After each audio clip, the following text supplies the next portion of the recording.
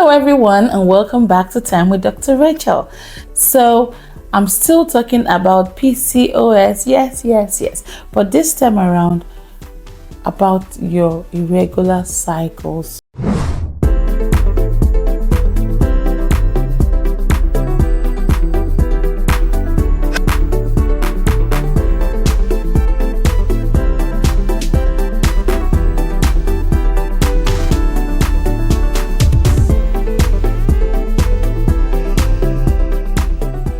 Women, let's talk. So I know that sometimes when you see your period, you're like, oh no, you're back. Oh no, it's taking too long. Oh, I have cramps. Oh, I don't want to see anybody today. But when you don't see your period, you're all over the hospital. Where are my periods? I can't find it, And so we need to sort this out. When you have what we call PCOS, which is PCOS, polycystic ovarian syndrome, that's the full name, you have a high chance of having irregular periods, and that means that the cycle length, which was supposed to be about an average of 28 days, could be as long as 3 months, 4 months, 6 months, and even a year. And that's because you're not ovulating. And why are you not ovulating? And what is even ovulation? Ovulation is simply when you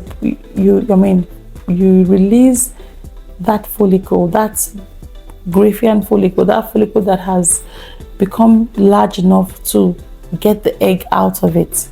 All right, and it usually happens 2 weeks before the end of your menstrual cycle. And at this time, you notice that the vaginal fluid is a bit, clear and very gummy and all, and you can say, oh yeah, I'm ovulating now. Or you could even have cramps at the lower part of your tummy, maybe on the left or on the right, when you do release those follicles, and some kind of feeling of congestion.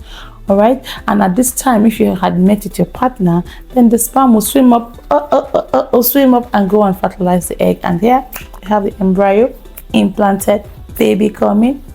When this doesn't happen regularly at the right time of your cycle, you stand a chance of having prolonged cycle length, irregular cycles.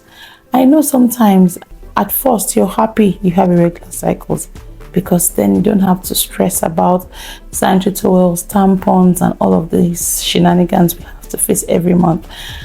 Other times you're like, okay, wow, I've waited for like 6 months. What's going on here? So when this does happen, it's important that you come in for a consultation to be sure that there is no other reason why you're having increased menstrual cycle length.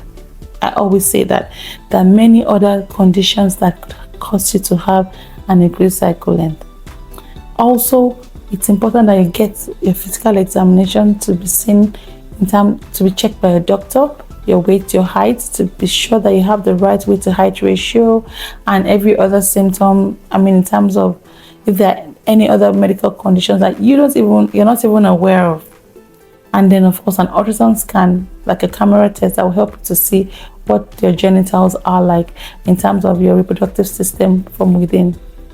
Now, when all of this is done and all is fine, and it shows pointers to polycystic ovarian syndrome, there are things that could happen.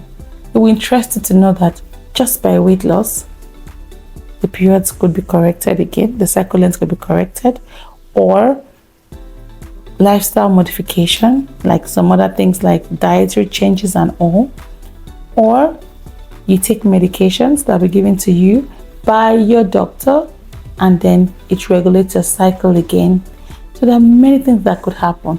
Sometimes you may even need to do some camera tests and camera procedures where, it will help to reduce the number of follicles that are within the ovaries, and subsequently help to improve your symptoms and correct your cycle length.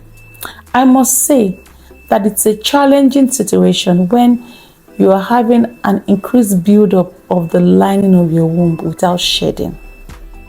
Women with polycystic ovarian syndrome may have increased thickness of lining of their womb, and if you are not shedding this lining regularly, it could cause some health risk.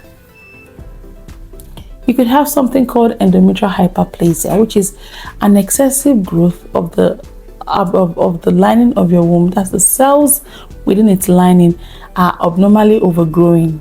At this point, it's not yet cancer, but guess what?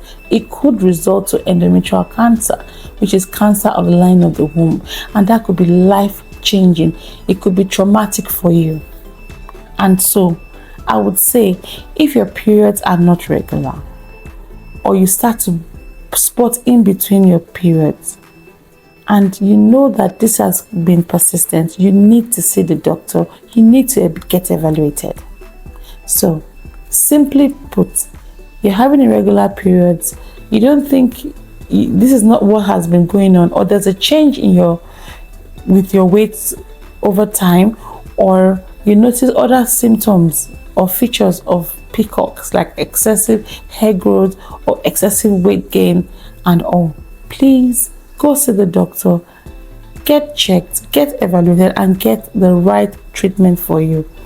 Alright, so I hope I've been able to shed some light on this topic about polycystic ovarian syndrome. I'd like to know your views. I'd like to know what you think about the topic, and if there are other symptoms you feel that I haven't spoken about that you really want me to talk about. So please send in your comments. We need your comments. Turn on your notification buttons and press the like button so that we know that you're liking what we're doing, and then we'll do more. Is that fine? See you. Bye.